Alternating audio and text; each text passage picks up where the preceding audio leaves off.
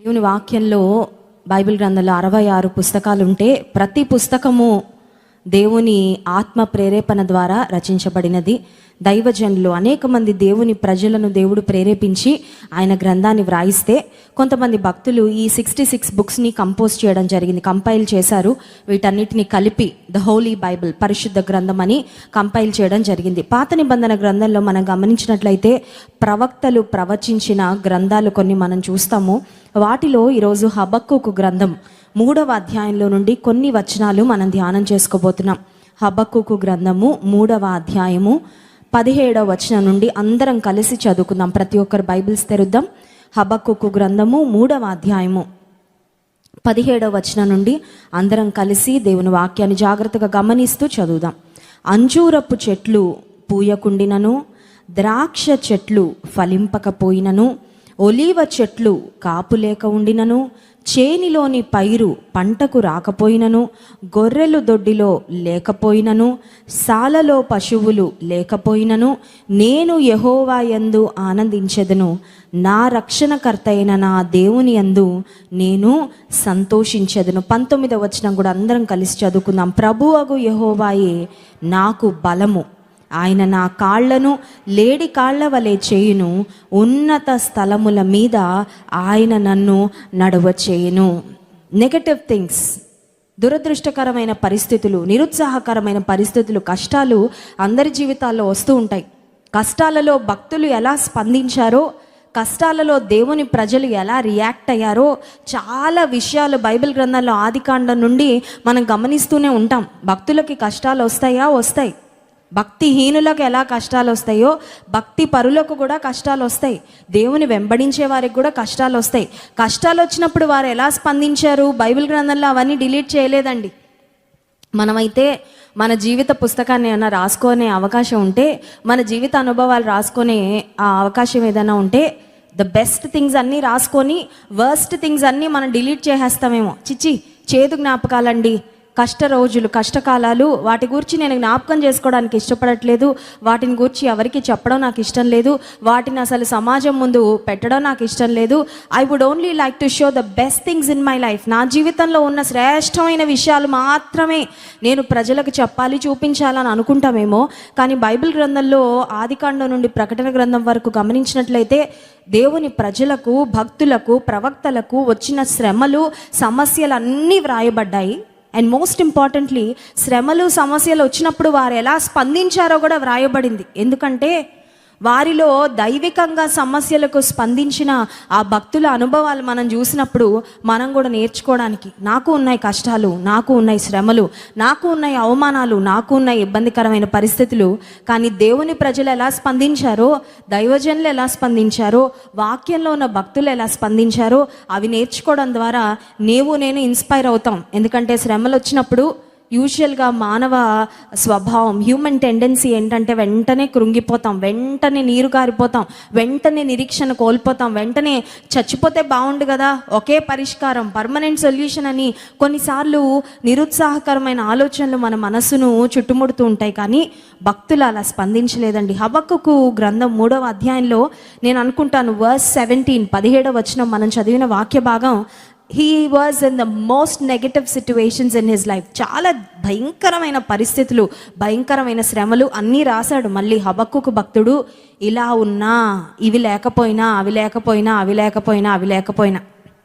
ఇక్కడ స్త్రీలు చాలామంది ఉన్నారు క్రైస్ట్ వర్షిప్ సెంటర్లో.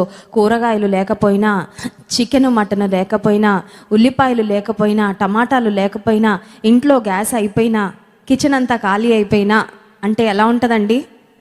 ఎందుకు ఈ బ్రతక అనిపిస్తుంది కదా. భర్త దగ్గరికి వెళ్ళి కొంచెం డబ్బులు ఇవ్వండి, ఇంట్లో కిచెన్ అంతా ఖాళీ అయిపోయింది, వంట చేయడానికి ఏమీ లేదు నా దగ్గర, బియ్యం బస్తా ఖాళీ అయిపోయింది, ఏమీ లేదంటే భర్త ఒకవేళ నా దగ్గర ఎక్కడున్నాయి డబ్బులు, నా దగ్గర లేవు, ఉన్నవన్నీ అయిపోయాయి కదా, మనం ఎలాంటి అప్పుల్లో ఉన్నామో నీకు తెలుసు కదా అని ఒకవేళ భర్త కనుక చేతులు ఎత్తేస్తే, ఖాళీ చేతులు చూపిస్తే మన పరిస్థితి ఎలా ఉంటుందో ఇక్కడ హబక్కూకు భక్తుడు ఎగ్జాక్ట్గా అదే రాస్తున్నాడు. అంటే ఆయనున్న కాలంలో, ఆయనున్న స్థితిగతులలో ఆయనకు ఎదుర్కొన్న పరిస్థితులను గూర్చి, నెగటివ్ సిట్యువేషన్స్ను గూర్చి భక్తుడు రాస్తున్నాడు. 17వ వచనంలో సమస్యలను గూర్చిన వివరణ ఉంది.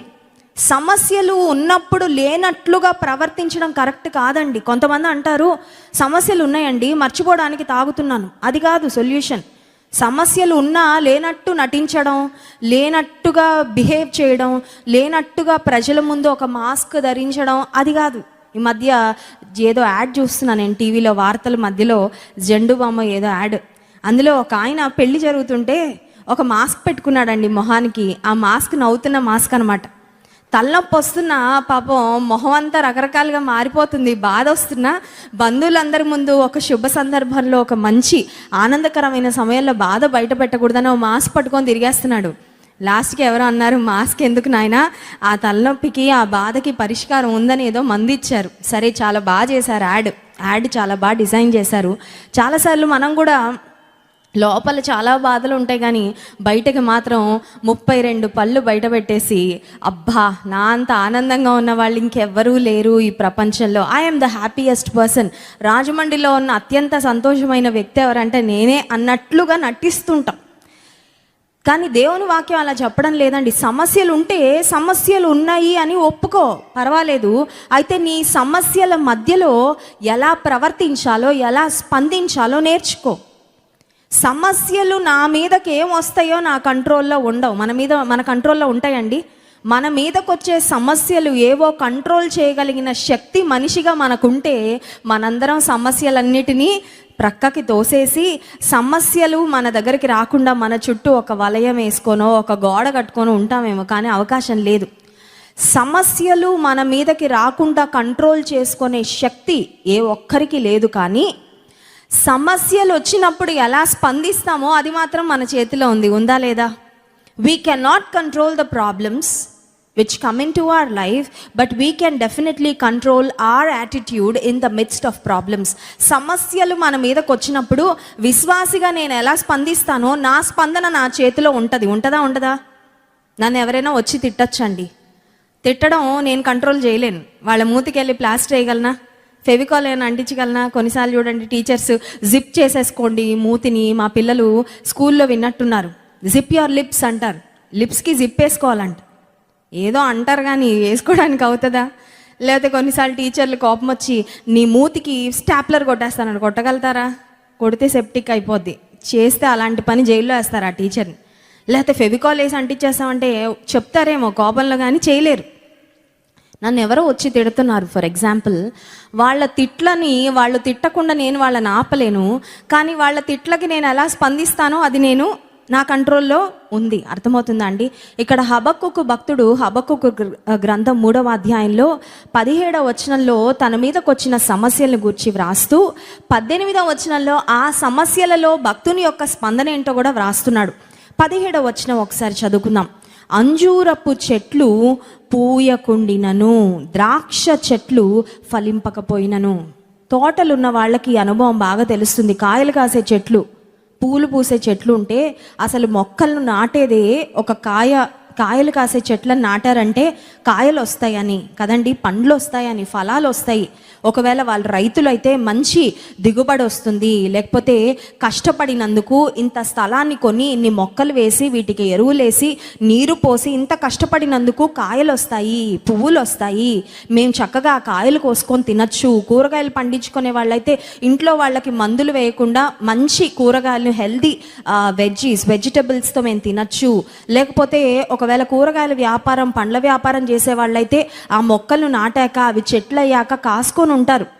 పూత పూస్తే ఎప్పుడు పూత పూస్తాయో, ఎప్పుడు కాయలు కాస్తాయో, వాటిని తీసుకెళ్ళి బజార్లో ఎప్పుడు అమ్ముతామో, ఎప్పుడు మా కష్టానికి తగిన ఫలితం వస్తుందో అని ఎదురు చూస్తుంటారు. కానీ ఇక్కడ హబక్కుకు భక్తుడు అంటున్నాడు, అంజూరపు చెట్లు పూయకపోయినా, ద్రాక్ష చెట్లు ఫలింపకపోయినా, ఒలీవ చెట్లు కాపులేకపోయినా. అంటే నాకు అర్థమవుతుంది, ఒకవేళ ఒక తోటలో ఒకవైపు అంజూరపు చెట్లు, ఒకవైపు ద్రాక్ష చెట్లు, ఒకవైపు ఒలివ చెట్లు ఉంటే ఒక చెట్టు దగ్గరికి వెళ్ళగానే ఆ చెట్టు కాయలు లేవంటే అనుకుంటాం దీనికి కాయలు లేకపోతే ఏముందిలే, ఇంకొక పంట ఉందిగా, ఇంకొక పొలం ఉందిగా, మనకు ఇంకొక స్థలం ఉందిగా, ఇంకొక చెట్లు వేసాం కదా, వాటిని ఒకసారి వెళ్ళి చూద్దామని పాపం వెళ్ళి చూస్తే అంజూరపు చెట్లకు పూత లేదు, ద్రాక్ష చెట్లకు కాయలు లేవు, ఒలీవ చెట్లు ఫలించడం లేదు, చేనిలోని పైరు పంటకు రాకపోయినా. అంటే ఒక మాటలో చెప్పాలంటే లైఫ్లో అన్ని డైరెక్షన్స్ నుంచి ఎటువంటి ఆనందం కానీ, ఎటువంటి ఫలితం కానీ, ఎటువంటి ఆనందించే పరిస్థితి కానీ భక్తునికి లేదు. ఒకవేళ ఈ ఉదయకాల సమయంలో మీ జీవితం ఇలా ఉండొచ్చు. తల్లిదండ్రుల వైపు నుండి సపోర్ట్ ఉంటుందంటే అది లేదండి. భర్త అర్థం చేసుకుంటాడంటే అది లేదు. పిల్లలు మాట వింటున్నారంటే అది లేదు. పోనీ నా ఉద్యోగం బాగుందా అంటే ఉన్న ఉద్యోగం ఊడిపోయింది. పోనీ లోన్ కోసం ప్రయత్నం చేస్తుంటే లోన్ రావడం లేదు. పోనీ ఇల్లు కట్టుకోవాలని చూస్తుంటే ఆ ప్రయత్నం సఫలం అవడం లేదు. జీవితంలో ఎటువైపు చూసినా అన్నీ మాకు విరోధంగానే పనిచేస్తున్నట్లుగా అనిపిస్తుంది. ఎటువైపు చూసినా మనుషులు మమ్మల్ని అర్థం చేసుకోవడం లేదు, పరిస్థితులు మారడం లేదు.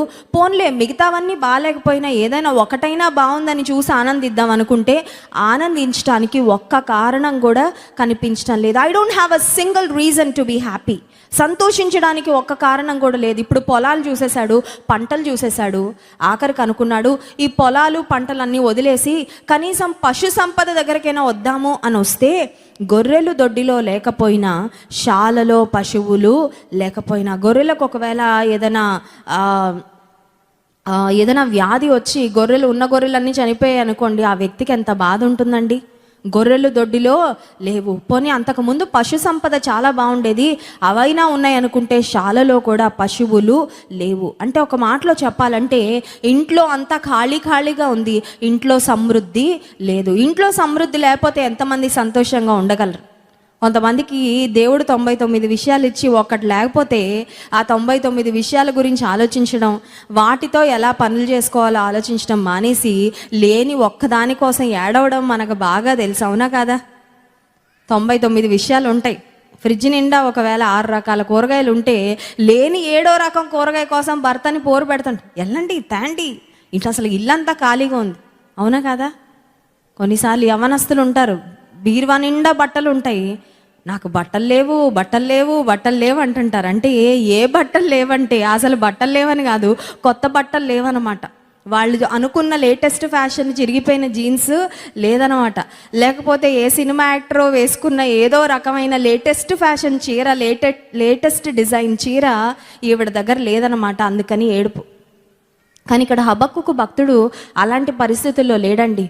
అటు పొలంలో పంటలు లేవు, ఇటు పశు సంపద కూడా లేదు. అవి ఉద్యోగం చేసే దినాలు కాదు. ఒకవేళ ఈ రోజుల్లో అంటే చేతిలో ఉద్యోగం లేదు, పిల్లవాడు పరీక్షలో ఫెయిల్ అయిపోయాడు, భార్య చూస్తే ఆరోగ్యము బాలేదు, ఒక సొంతిల్లు లేదు, వ్యాపారం అభివృద్ధి చెందడం లేదు, ఇవన్నీ రాసుండేవారేమో ఒకవేళ. కానీ ఇలాంటి క్లిష్ట పరిస్థితుల్లో కష్టానికి తగిన ఫలితం రానప్పుడు, విత్తనాలు అయితే విత్తుతున్నాను, పొలంలో విత్తనాలు విత్తాను, పంట అయితే చేతికి రావడం లేదు, ఏదో వర్షం వచ్చింది, అకాల వర్షం వచ్చింది, పంటంతా నష్టపోయాను. గొర్రెలు అంతకుముందు బాగానే ఉండేవి, సడన్గా తెగులు వచ్చింది, ఉన్న గొర్రెలన్నీ చనిపోయాయి. పోనీ అంజూరపు చెట్లైనా పూత పూస్తే అంజూరపు పండ్లైనా తిని బ్రతుకుదాం అనుకుంటే అంజూరపు చెట్లకు పూత కూడా లేదు, ఇక కాయల సంగతి మర్చిపోదాం. అంటే ఒక మాటలో చెప్పాలంటే సమృద్ధి లేని పరిస్థితి. ఇల్లంతా ఖాళీగా ఉంది. ఇల్లు ఖాళీగా ఉంటే ఆశీర్వాదాలు లేకపోతే మనసు కూడా ఖాళీగా ఉంటుంది, అవునా కదా? మనసు ఆనందంగా ఉండదండి. ఏదో లోటు, ఏదో కొరత, ఏదో బాధ, ఏదో తెలియని శూన్యం. ఏమవుతుంది నా జీవితం? ఎక్కడికి వెళ్తుంది నా జీవితం? ఇలాంటి పరిస్థితుల్లో ఒకవేళ నేటి తరం వాళ్ళు ఉంటే ఏం మాట్లాడతారంటే, గొర్రెల దొడ్డిలో లేవు, శాలలో పశువులు లేవు, అంజూరపు చెట్లు పూత పోయడం లేదు, ద్రాక్ష చెట్లు ఫలించడం లేదు, చేనిలో పైరు పంటకు రావడం లేదు, కాబట్టి నేను వెళ్ళి పురుగుల మందు తాగి చనిపోదాం అనుకుంటున్నానని రాస్తారేమో. లేకపోతే మరొకరు అందుకని నేను మానసికంగా కృంగిపోయి డిప్రెషన్లోకి వెళ్ళిపోయి ఒక సైకియాట్రిస్ట్ దగ్గరికి వెళ్ళి, ఒక మానసిక నిపుణుల దగ్గరికి వెళ్ళి పలానా ట్రీట్మెంట్ తీసుకుంటున్నాను అని రాస్తారేమో. ఈ జీవితం వ్యర్థం అనిపిస్తుంది, ఈ జీవితం శూన్యం అనిపిస్తుంది, ఇలాంటి బ్రతకాల్సిన అవసరం లేదేమో అనిపిస్తుందని ఒకవేళ వేరే వాళ్ళు రాస్తారేమో. కానీ దేవునిలో ఉన్న, దేవునితో ఒక సన్నిహితమైన సంబంధాన్ని కలిగి దేవుని ప్రవక్తగా, ఒక ప్రాఫెట్ ఆఫ్ గాడ్గా ఉన్న హబక్కుకు దేవునితో దగ్గరగా బ్రతికే వ్యక్తి చుట్టూ శూన్యమే, ఇల్లంతా ఖాళీగా ఉంది, మనసు కూడా ఒక రకంగా ఖాళీగానే ఉంది. కానీ నేనైతే ఒక తీర్మానం తీసుకున్నాను ఈ పరిస్థితుల్లో. I have decided to be something. నేను ఒక విధంగా ప్రవర్తించాలనుకుంటున్నాను ఈ కష్టాల్లో. అది ఏంటంటే 18వ వచనం, నేను యెహోవా యందు ఆనందించెదను, నా రక్షణకర్త అయిన నా దేవుని యందు నేను సంతోషించెదను. ఇందాక నేను చెప్పాను, సమస్యలు ఎలాంటివి మన మీదకి వస్తాయో మన కంట్రోల్లో ఉండవు. కానీ సమస్యలలో ఎలా స్పందిస్తామో, ఎలా ప్రవర్తిస్తామో, సమస్యలను ఎలా చూస్తామో, సమస్యల పట్ల మన వైఖరి ఎలా ఉంటుందో అది ఖచ్చితంగా మన చేతిలోనే ఉంటుంది. ఉంటుందా ఉండదా? భర్త తిట్టచ్చు, తిట్టిన ఆ మాటల్ని బట్టి నువ్వు మనసు పాడు చేసుకొని రోజంతా వేస్ట్ చేసుకుంటావా?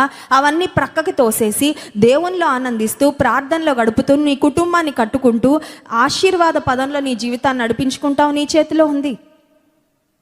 కొంతమంది నాకు ఫోన్ చేస్తూ ఉంటారు, అక్క మా ఇంటి ప్రక్కన వారు మొన్నటిదాకా బాగానే ఉన్నారు, మేము మందిరానికి వస్తున్నామని తెలుసుకున్నారు, అప్పటి నుంచి బండబూతులు మాట్లాడుతున్నారు, వాళ్ళకి మేలే చేసాము, వాళ్ళకి సహాయమే చేసాం, అన్ని విధాలుగా వాళ్ళకి ఉపయోగకరంగానే ఉన్నామక్క, వాళ్ళకి ఎప్పుడు ఏ కష్టం కల్పించలేదు. కానీ దేవుని మందిరానికి వస్తున్నాము అని తెలిసిన దగ్గర నుంచి మా ఇంట్లో నుండి దేవుని వాక్యం కొంచెం ఆ కిటికీలు గుండా బయటకు వెళ్తుంటే మా పక్కన అపార్ట్మెంట్లో ఉన్నవారు మమ్మల్ని భయంకరంగా మాట్లాడుతున్నారు.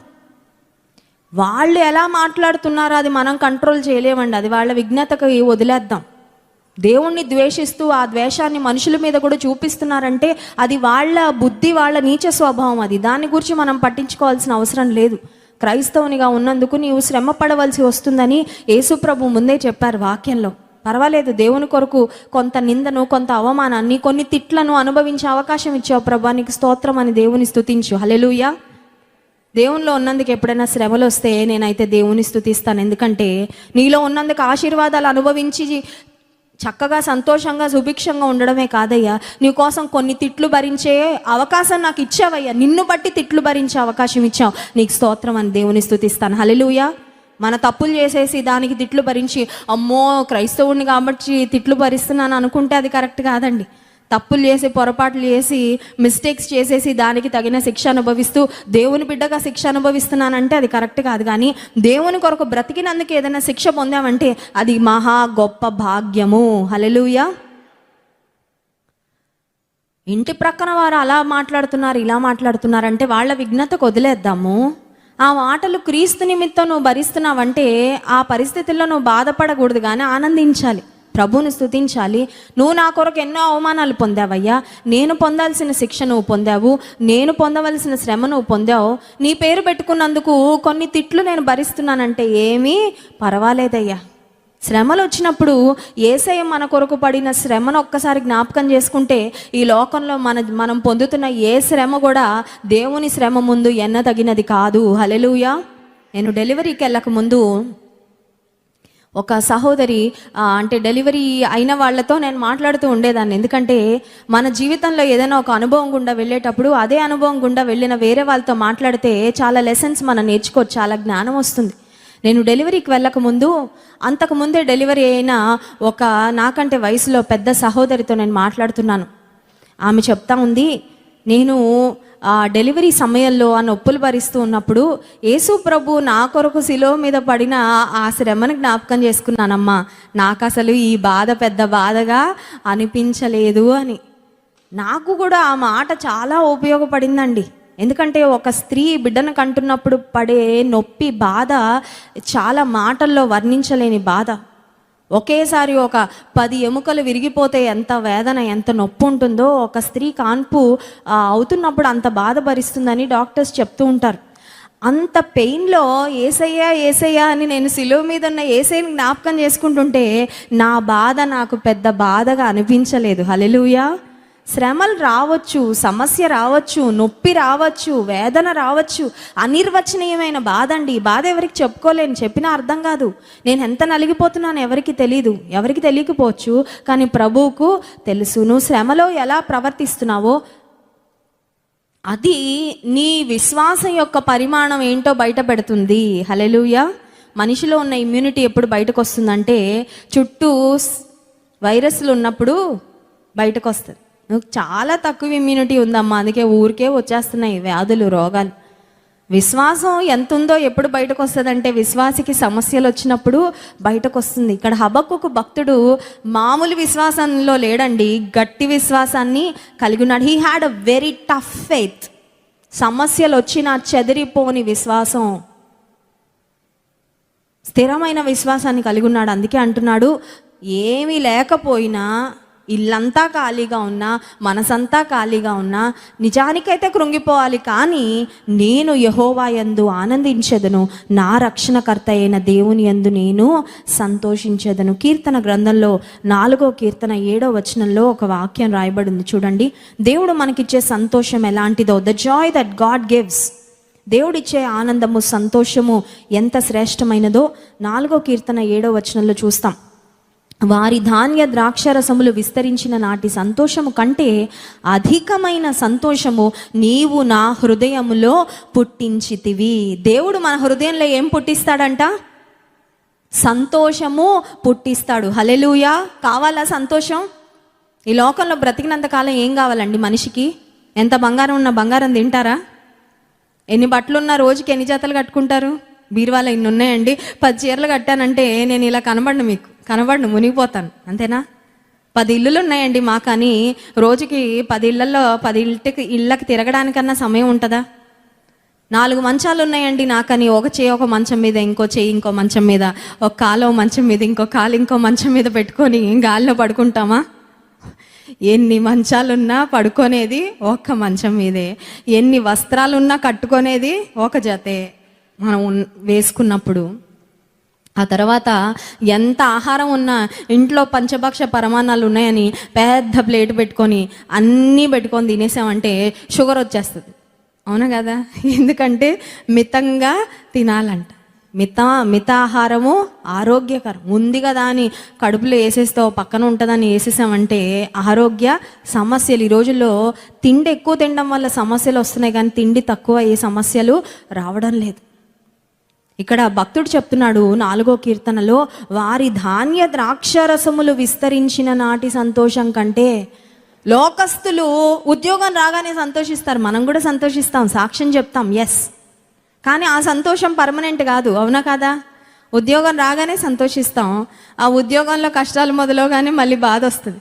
అమ్మో చాలా పని ఇచ్చేస్తున్నారండి, అమ్మో మా బాసు క్రూరుడండి, పక్కవారు సరిగ్గా మాట్లాడడం లేదండి. ఈ లోకంలో ఏ ఆశీర్వాదం వచ్చినా ఆశీర్వాదం వలన ఉండే సంతోషం తాత్కాలికమే, అవునా కదా?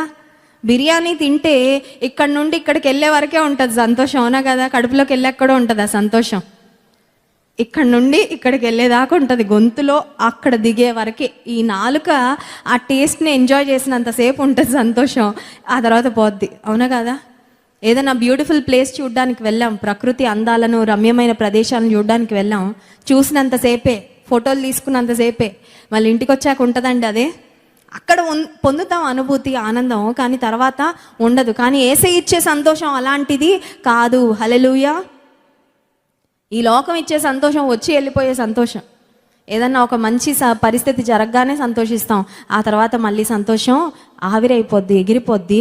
కానీ వారి ధాన్య ద్రాక్షరసములు విస్తరించిన నాటి సంతోషము కంటే అధికమైన సంతోషము నీవు నా హృదయంలో పుట్టించితివి. యేసయ్య ఇచ్చే సంతోషం వస్తువులతో కొలవలేని సంతోషము. హల్లెలూయా. వస్తువులతో కంపేర్ చేయలేని సంతోషము. It is not materialistic Joy. ఈ లోక సంబంధంగా ఏదో చూసి సంతోషించే సంతోషం లాంటిది కాదండి దేవుడిచ్చే సంతోషం. ఏమున్నా లేకపోయినా,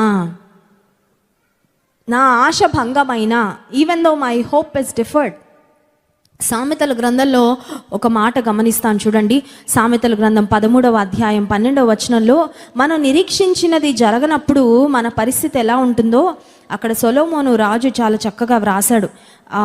సామెతల గ్రంథం 13వ అధ్యాయం 12వ వచనం, కోరిక సఫలము కాకుండుట చేత హృదయము నొచ్చును, సిద్ధించిన మనోవాంఛ జీవ వృక్షము. దిస్ ఇస్ ట్రూ కదండి. కోరుకున్నది జరిగితే, ఆశించినది జరిగితే మనల్ని ఎవరు పట్టుకోలేరు, అంత సంతోషం. అఫ్ కోర్స్ ఆ సంతోషం పర్మనెంట్ అని నేను చెప్పట్లేదు, కానీ ఆ సమయానికైతే సంతోషం వస్తుంది. కానీ కోరిక సఫలం కాకపోతే హృదయం ఏమైపోద్ది? నొచ్చుకోండి, బాధ అవుతుంది. కోరుకున్న కోరికలు అన్నీ రిజెక్ట్ అయిపోయినాయి అనుకోండి, ఏది జరగట్లేదు అనుకోండి, మనసు ఎలా ఉంటుంది?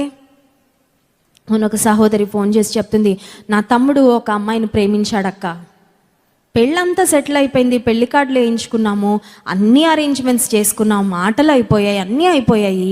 లాస్ట్ మినిట్లో అమ్మాయి నేను పెళ్లి చేసుకోవడం లేదని చెప్పింది. మా తమ్ముడు చాలా డిప్రెషన్లో ఉన్నాడు. కోరిక సిద్ధించలేదు. కోరుకున్నాడు ఒక అమ్మాయి కావాలని, కోరుకున్నాడు ఈ అమ్మాయితో జీవితాన్ని పంచుకుందామని. ఫర్ సమ్ రీజన్, మరి ఏం జరిగిందో తెలీదు వారి మధ్యలో, మా అమ్మాయి పెళ్ళికి ఒప్పుకోలేదక్క. అన్నీ అయిపోయిన తర్వాత లాస్ట్ మినిట్లో ఆ అమ్మాయి రిజెక్ట్ చేసేసరికి నా తమ్ముడు నిద్రపోవడం లేదు, అన్నం తినడం లేదు, పిచ్చోడు అయిపోతాడేమో అని భయం వేస్తుంది, మా తమ్ముని కొరకు ప్రార్థన చేయండి అని ఒక సహోదరి చెప్తుంటే దట్ ఈస్ రియల్ పెయిన్. అది నటన కాదండి. జీవితంలో కోరుకున్నవి సడన్గా ఒక్కసారిగా టేబుల్స్ తిరగతిప్పించినట్లుగా పరిస్థితులు ఒక్కసారి అప్సైడ్ డౌన్ అయిపోగానే మనసు ఊరుకుండదు. కానీ భక్తుడు అంటున్నాడు, హబక్కూకు భక్తుడు, పరిస్థితులు ఏవి నేను అనుకున్నట్లు లేవు.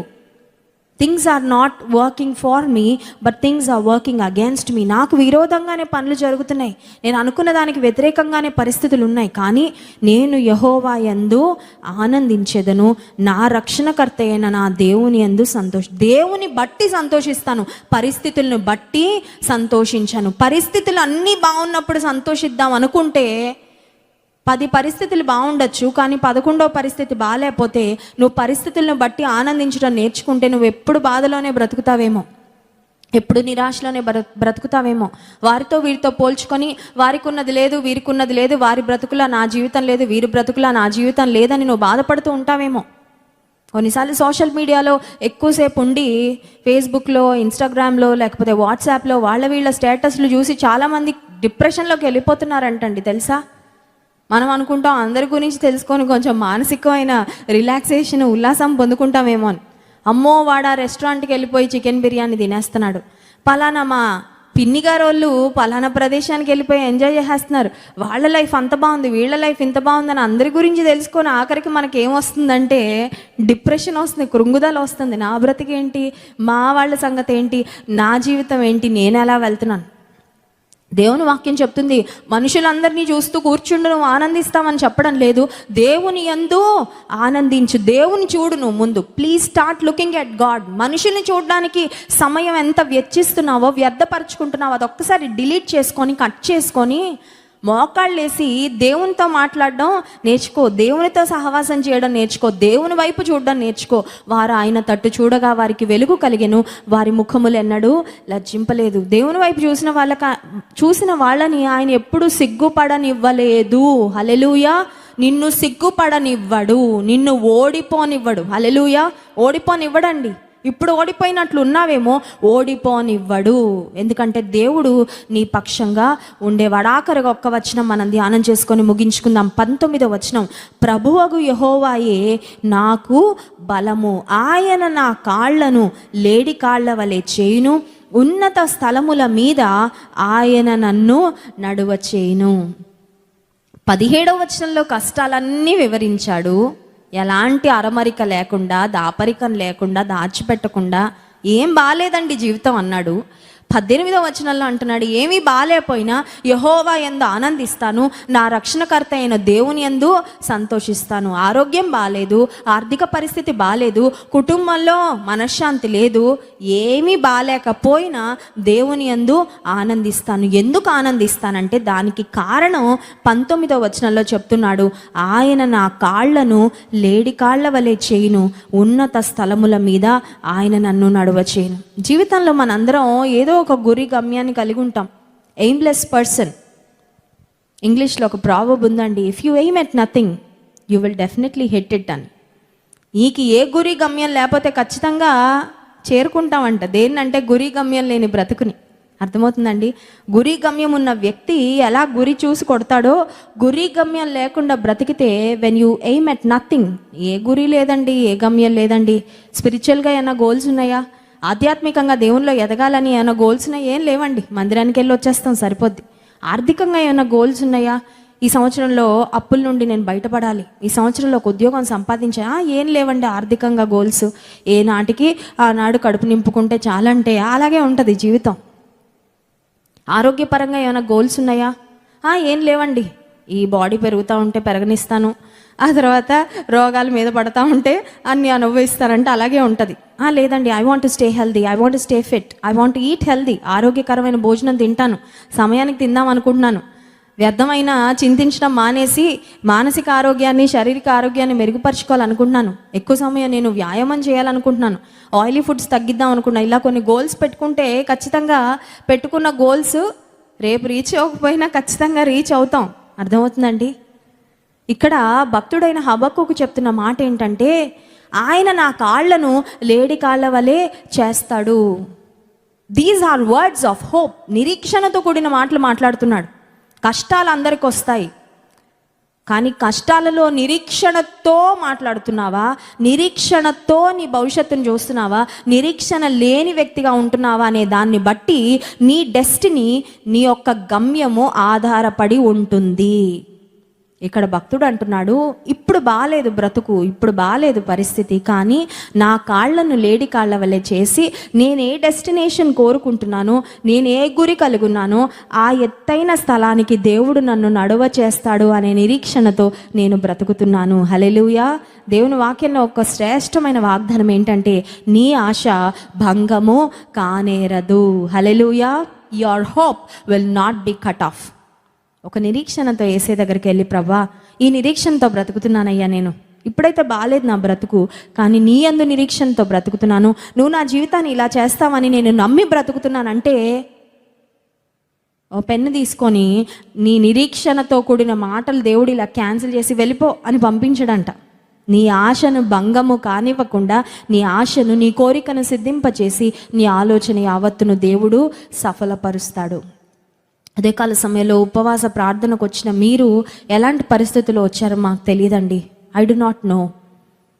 కానీ దేవునికి అన్నీ తెలుసు.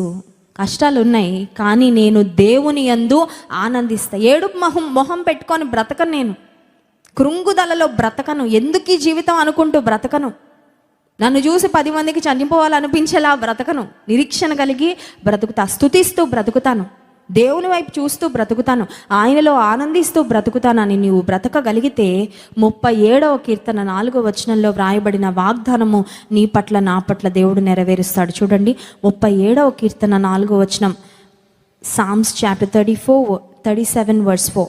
యెహోవాను బట్టి సంతోషించుము, ఆయన నీ హృదయ వాంఛలను తీర్చును. ఒకసారి ఆమెన్ చెప్దామా నమ్మిన వారందరూ? ఆమెన్. నీ హృదయ వాంఛలు తీర్చును అని వాగ్దానం వచ్చిందంటే ఇంకెవరు పట్టుకోలేరు వాళ్ళని కదండి. డిసెంబర్ 31వ తారీఖు రాత్రి వాగ్దాన కార్డుల కోసం చాలా కనిపెడతాం కదా. నేనైతే చాలా ఎదురు చూస్తాను, ఏమి ఇస్తాడు వాగ్దానం దేవుడని. వాగ్దానంలో ఈ మాట వచ్చిందంటే ఇంకెవరైనా పట్టుకోగలరా? ఇంకా ఏమి జరగకముందే జరిగిపోయినంత ఆనందం, జరిగిపోయినంత సంతోషం. ఆయన నీ హృదయ వాంఛలు తీరుస్తాడు. ఎప్పుడు తీరుస్తాడంటే, యెహోవాను బట్టి సంతోషించు. నిరీక్షణ ఉంటేనే కష్టాలలో కూడా సంతోషిస్తాం.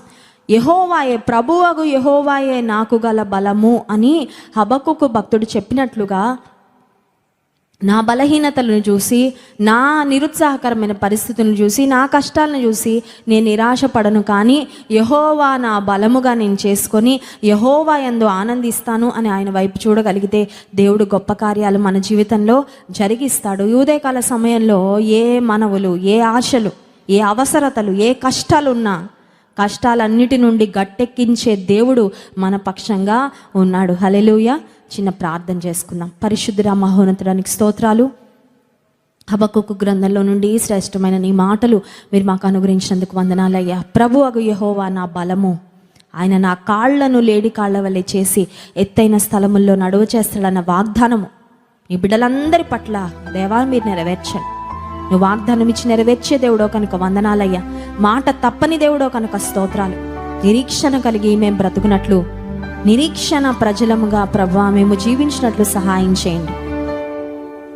కష్టాలను చూసి కృంగిపోకుండా నీ యందు ఆనందించే వారముగా మమ్మల్ని అందరినీ నీవు ఆయత్తపరచమని యేసు నామమున ప్రార్థిస్తున్నాము తండ్రి.